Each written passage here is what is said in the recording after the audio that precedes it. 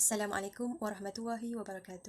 Nama saya Nur Izzah Aqilah binti Muhammad Zulkifli, nombor metrik 054897. Nama Nur Aisyah Syahidah binti Muhammad Zaidi, nombor metrik 056510. Saya Mansyairani binti Suhain Huang, nombor metrik 055485. Bismillahirrahmanirrahim. Assalamualaikum warahmatullahi wabarakatuh. Nama saya Nik Nurul Hidayah binti Nik Hussein Azmi, nombor metrik 056241. Assalamualaikum warahmatullahi wabarakatuh. Nama Nurul Saadah binti Muhammad Rosli, nombor metrik 056485. Anda boleh menyaksikan siaran langsung Forum Perdana Islam pada hari ini. Mudah-mudahan kita sentiasa dilimpahi rahmat dan kesihatan daripada Allah Subhanahu Wa Taala. Topik kita pada hari ini ialah kita akan membicarakan tentang hukum mempelajari dan mempraktikkan ilmu tasawuf. Tanpa berlengah lagi, saya akan memperkenalkan para panel kita pada hari ini. Tetamu yang menjadi panelis kita pada hari ini ialah, saya perkenalkan Dr. Nurul Saadah binti Muhammad Rosli, yang mana merupakan pensyarah di Fakulti Pengajian Islam Usuluddin. Apa khabar Dr. Saadah? Alhamdulillah, khabar baik. Terima kasih. Seterusnya saya memperkenalkan Dr. Nur Aisyah Syahidah binti Muhammad Zaidi, juga daripada pensyarah Fakulti Pengajian Islam Usuluddin. Apa khabar Dr. Aisyah? Khabar baik. Alhamdulillah. Seterusnya saya memperkenalkan Dr. Wan Syahirah Hanim binti Soyong Wang yang merupakan pensyarah di Fakulti Pengajian Islam Syariah. Apa khabar Dr. Syahirah? Alhamdulillah. Terusnya saya memperkenalkan Dr. Nik Nurul Hidayah binti Nik Azmi yang mana merupakan pensyarah di Fakulti Pengajian Islam Dakwah. Apa khabar Dr. Hidayah? Khabar baik. Terima kasih Dr. Hidayah. Saya ingin mengucapkan ribuan terima kasih kepada para panel kita pada hari ini kerana sanggup meluangkan masa bersama-sama kita pada hari ini untuk membincangkan tentang hukum mempelajari dan mempraktikkan ilmu tasawuf. Seterusnya, izinkan saya untuk memberikan definisi berkaitan hukum mempelajari ilmu tasawuf dan mempraktikkannya. Bagi definisi mengenai hukum, pengertian hukum Islam ialah ia berkaitan dengan undang-undang yang telah ditetapkan oleh Allah Subhanahu Wa Taala dan sunnah Rasulullah Sallallahu Alaihi Wasallam. Dengan itu, mempelajari pula boleh didefinisikan kepada menuntut ilmu dengan lebih mendalam. Definisi yang seterusnya ialah mempraktikkan. Menurut Kamus Pelajar edisi kedua, mempraktikkan ialah mengamalkan perkara yang dicatatkan dalam teori. Definisi ilmu menurut Kamus Dewan edisi keempat ialah pengetahuan berkaitan dengan perkara dunia, akhirat, zahir, batin dan lain-lain. Ada di antara mereka yang mengatakan bahawa perkataan tasawuf berasal dari kata sufah yang bermaksud serambi Mekah, yang bermaksud serambi Masjid Nabawi. Baiklah, tanpa berlengah lagi, mari kita teruskan forum kita pada hari ini. Dr. Saadah, boleh Dr. terangkan mengenai kesahihan amalan tasawuf berdasarkan Al-Quran Al-Karim? Soalan saya yang kedua ialah, apakah hukum mempelajari ilmu tasawuf tanpa mengetahui hukum fiqh? Silakan Dr. Saadah. Baiklah, terima kasih kepada moderator atas soalan yang diajukan. Baiklah, pada dasarnya, semua persoalan utama tasawuf itu berdasarkan Al-Quran Al-Karim. Jalan utama untuk mendekatkan diri kepada Allah Subhanahu Wa Taala merupakan perkara yang utama yang ditimba oleh ahli tasawuf, yang mana bermula daripada jihad dengan nafsu, kemudian meningkatkan dari satu tahap lain yang mana ia dikenali dengan maqam dan ahwal hinggalah kepada makrifat. Ayat-ayat Al-Quran banyak menceritakan tentang maqam dan ahwal yang bermula dengan jihad an-nafs sebagai tangga pertama menuju kepada Allah Subhanahu Wa Taala, sebagaimana maksud ayat berikut. Dan orang-orang yang berjihad kerana memenuhi kehendak agama kami, sesungguhnya kami akan memimpin mereka ke jalan kami, dan sesungguhnya pertolongan dan bantuan Allah Subhanahu Wa Taala adalah berserta orang-orang yang berusaha membaiki amalannya. Ini dari surah Al-Ankabut ayat 69. Sementara makam takwa, zuhud, tawakal, syukur, sabar, redha, malu, mahabbah, takut pada Allah Subhanahu Wa Taala dan lain-lainnya lagi diasaskan pada contoh-contoh ayat-ayat Al-Quran berikut. Maksudnya, sesungguhnya kamu semula mulia di sisi Allah Subhanahu Wa Taala ialah orang yang lebih takwanya. Ini dari surah Al-Hujurat. Manakala dari surah An-Nisa ayat ke-77 yang bermaksud, katakanlah wahai Muhammad, keseronokan dunia itu adalah sedikit sahaja dan hari akhirat itu lebih baik bagi orang-orang yang bertakwa. Antara ayat-ayat yang Al-Quran yang menerangkan tentang daud dan khasyaf Nabi Muhammad sallallahu alaihi wasallam ialah sebagaimana berikut yang bermaksud, kami bukanlah engkau dan bukanlah engkau, yakni wahai Muhammad, yang melempar ketika engkau melempar, akan tetapi Allah Subhanahu Wa Taala jualah yang melemparnya, yakni untuk membinasakan orang-orang kafir. Ahli tasawuf menakwilkannya dengan takwilan yang mengandungi makna-makna yang terkandung mengikut fahaman mereka, iaitu Allah sahaja yang melakukan sesuatu perkara secara mutlak. Segala-galanya adalah darinya dan akan kembali juga padanya. Hukum mempelajari ilmu tasawuf tanpa fiqh. Baiklah. Diriwayatkan bahawa Imam Malik bin Anas pernah berkata, telah fasik seseorang itu apabila mereka mempelajari tasawuf tanpa fiqh. Manakala barang siapa yang menghimpunkan kedua-dua, iaitu ilmu tersebut, maka itulah sebaik-baik dan sesempurna perkara.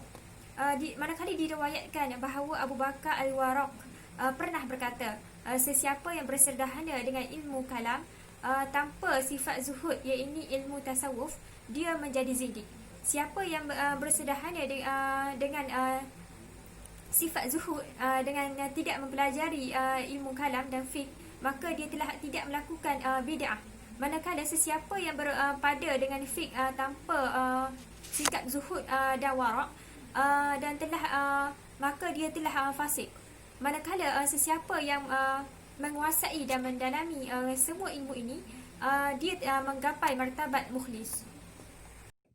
Terima kasih Dr. Saadah di atas penjelasan beliau sebentar tadi. Seterusnya, apakah kesahihan ilmu dan amalan tasawuf berdasarkan kepada sunnah Rasulullah SAW? Saya ajukan soalan ini kepada Dr. Ansyah. Silakan Dr. Ansyah. Terima kasih kepada saudara. Dilihat sejarah kehidupan Nabi Muhammad SAW yang sering mengasingkan dirinya dari manusia, itu adalah kerana untuk bertafakur kepada Allah, selalu menyebut nama Allah dalam hati, fikiran atau lisan. Sekiranya dibandingkan kehidupan Nabi SAW dan para zahid yang datang selepas baginda SAW dan juga para ahli tasawuf, terdapat persamaan antara kehidupan Nabi SAW dan kehidupan para ahli sufi.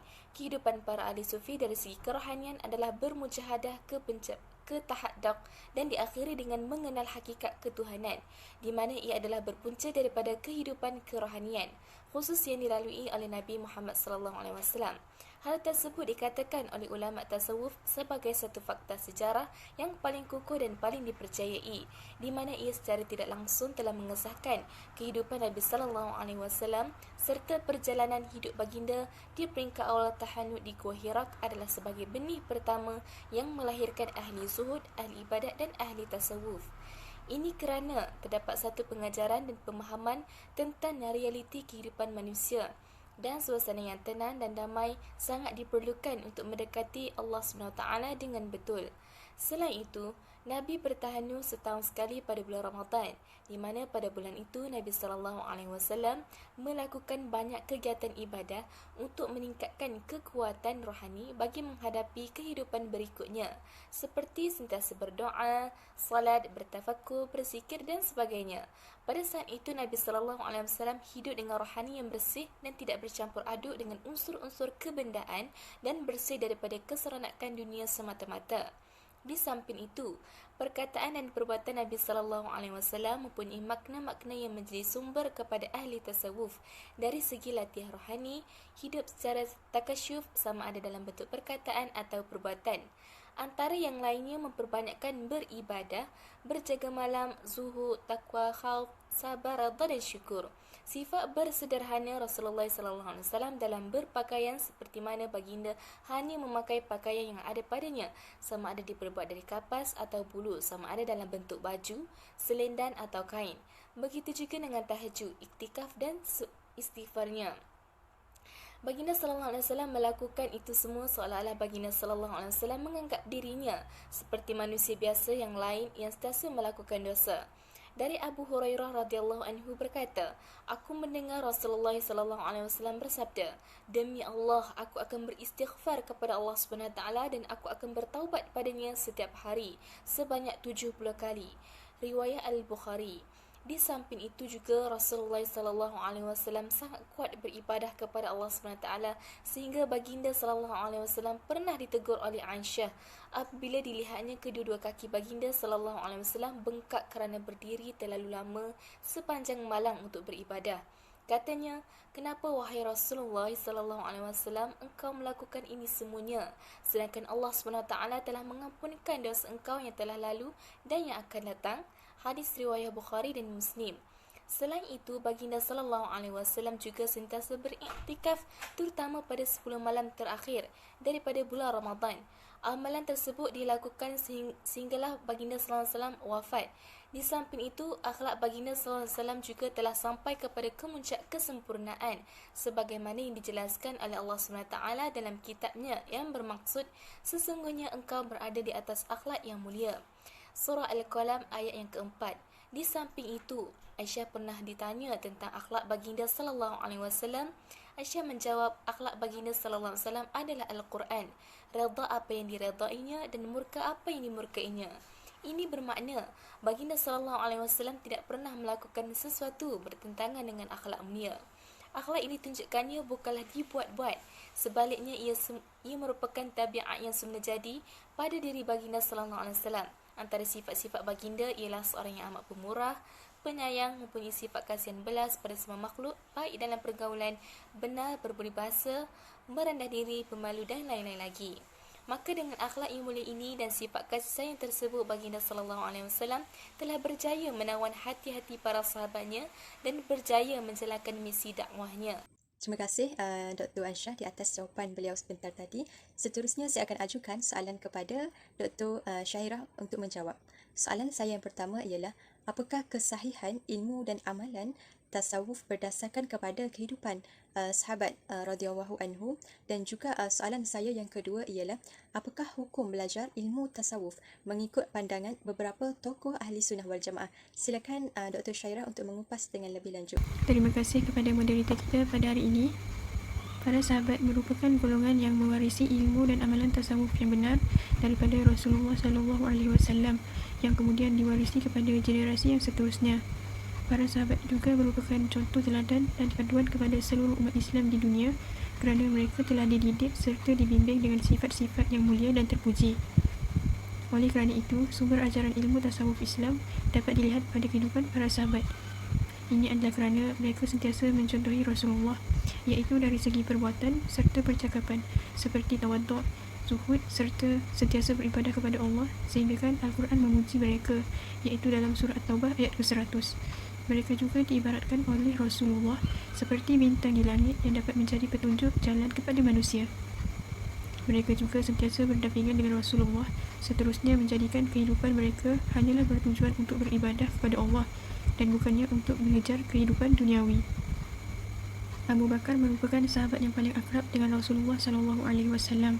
Beliau merupakan khalifah yang adil, bijaksana serta zahid. Terdapat banyak riwayat yang menceritakan tentang doa-doa, sifatnya yang zuhud, warak, lemah lembut, takut kepada Allah dan sebagainya, sehingga ianya menjadi perbincangan dalam kalangan ahli tasawuf. Selain itu, antara sahabat yang menjadi rujukan ulama tasawuf juga ialah Umar Al-Khattab radhiyallahu anhu. Beliau merupakan seorang yang mempunyai jiwa yang bersih serta hati yang suci. Selain itu, beliau juga seorang yang pemurah, sentiasa menjauhkan diri daripada perkara syubhah, tidak mengikuti hawa nafsu, tidak takut dalam mendekatkan sesuatu kebenaran serta tiada kelonggaran dalam mentaati suruhan Allah. Selain itu juga, Umar Al-Khattab juga telah dikurniakan kelebihan oleh Allah SWT seperti kasyaf dan karamah. Selain daripada Abu Bakar dan Umar Al-Khattab, Uthman bin Affan dan Ali bin Abi Thalib juga merupakan panduan kepada ahli tasawuf dalam memperkembangkan amalan serta teori tasawuf mereka. Mereka mempunyai akhlak yang mulia dan terpuji di samping ilmu pengetahuan dan ibadah yang dilakukan oleh mereka. Para ulama ahli sunnah wal jamaah seperti Imam Syafi'i, Imam Malik, Imam Ghazali dan banyak lagi tidak menentang tasawuf Islam, malah kebanyakan daripada mereka melibatkan diri sebagai pengikut dan pelajar tasawuf. Antara tokoh-tokoh yang mempelajari ilmu tasawuf ialah Imam Ghazali. Imam Ghazali terkenal sebagai tokoh serta ulama tasawuf yang memperjuangkan martabat tasawuf sehingga ianya menjadi ilmu Islam yang teguh kedudukannya serta menjadi amalan yang dihormati sebagai dimensi kerohanian murni Islam berpandukan Al-Quran dan As-Sunnah. Beliau juga banyak mengarang kitab mengenai tasawuf seperti kitab Ihya Ulumuddin, Minhaj Al-Abidin.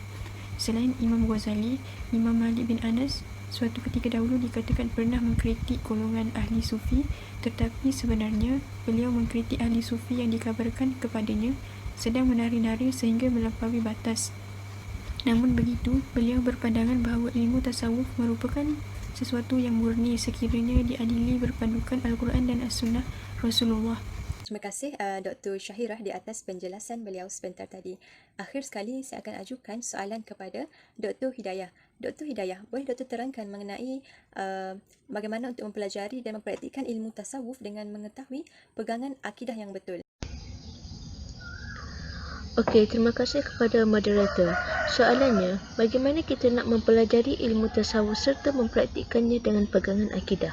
Okey, seperti yang kita tahu bahawa ilmu tasawuf wajib mempelajarinya serta mempraktikkannya dalam kehidupan supaya dapat menghindari serta menjauhkan diri daripada sifat keji dan tercela. Hal ini kerana ia sangat penting dalam membentuk akidah dan akhlak seseorang dalam kehidupan. Dengan mendalami ilmu tasawuf ini, ia akan dapat memperelokkan akhlak sama ada akhlak kepada Allah, Rasulullah, orang tua, guru, diri sendiri dan orang lain kerana ia diajarkan bersifat zuhud, hati tidak terlalu condong kepada hal dunia. Ada setengah pihak sering mengaitkan tasawuf ini dengan fahaman iaitu hakikat itu isi dan syariat itu kulit. Dengan itu, orang yang mengakui dirinya ahli tasawuf baginya bahawa syariat tidak perlu atau tidak penting, malah ia memandang remeh kepada syariat serta mengabaikannya. Bukan itu sahaja, tasawuf juga sering dikaitkan dengan fahaman gugur taklif, yang mana fahaman ini apabila berada di suatu peringkat yang tinggi dalam hubungan dengan Tuhan, akan gugurlah kewajipan dalam melaksanakan syariat seperti melakukan ibadah solat serta kewajipan-kewajipan yang lain kerana ia merasa cukup dengan hanya niat dan gerak hati semata-mata. Tokoh-tokoh ahli tasawuf ia menyangkal bahawa fahaman ini adalah bukan fahaman ahli tasawuf yang sebenar, malah fahaman ini ia datang daripada fahaman golongan batiniyah yang diseratkan ke dalam pemikiran ahli tasawuf. Oleh itu, tokoh-tokoh tasawuf telah menetapkan bahawa antara prinsip utama tasawuf ialah keterikatan dengan hukum-hukum syariat. Menurut pandangan ahli tasawuf, makna bagi syariat ialah merujuk kepada suruhan atau perintah dalam sesuatu pensyariatan dalam melaksanakan ubudiyah dan manusia perlu melaksanakan suruhan tersebut. Di kalangan ahli tasawuf, ada juga diguna pakai bahawa syariat itu merujuk kepada Al-Quran dan juga As-Sunnah. Oleh itu, tasawuf juga berkait dengan hukum syariat kerana ia penjagaan terhadap perintah dan larangan Allah yang tidak menyalahi undang-undang. Selain daripada itu, akidah juga penting dalam ilmu tasawuf kerana dalam tasawuf ini memberi tumpuan yang khusus pada tauhid sehingga kan dapat meyakinkan dan meningkatkan keimanan seseorang manusia terhadap tauhid. Untuk menjadi manusia yang mentauhidkan Allah, seseorang perlu mendalami ilmu tauhid, ilmu fiqh dan ilmu tasawuf supaya hati ruh dapat mengenal Allah agar tidak sesat dalam kehidupan. Belajar ilmu tasawuf ini, ia hanya dapat melahirkan sifat mahmudah dan dapat mengelakkan daripada sifat mazmumah iaitu bongkak, takabur dan perkara-perkara yang boleh membatalkan amal fiqh dan tauhid. Ketiga-tiga ilmu ini merupakan asas yang saling berkaitan dan usul agama. Ia diibaratkan dengan sebuah pohon yang mempunyai akar, daun dan buah, iaitu ilmu akidah adalah pokoknya, fiqh sebagai bantalnya dan tasawuf sebagai buahnya. Okey, terima kasih. Terima kasih Dr. Hidayah di atas penjelasan beliau sebentar tadi. Sebagai khulasahnya, apa yang saya dapat simpulkan di dalam forum kita pada hari ini ialah hukum mempelajari ilmu tasawuf ialah wajib kerana ia berkaitan dengan pembaikan dan penyucian jiwa kita sebagai seorang hamba.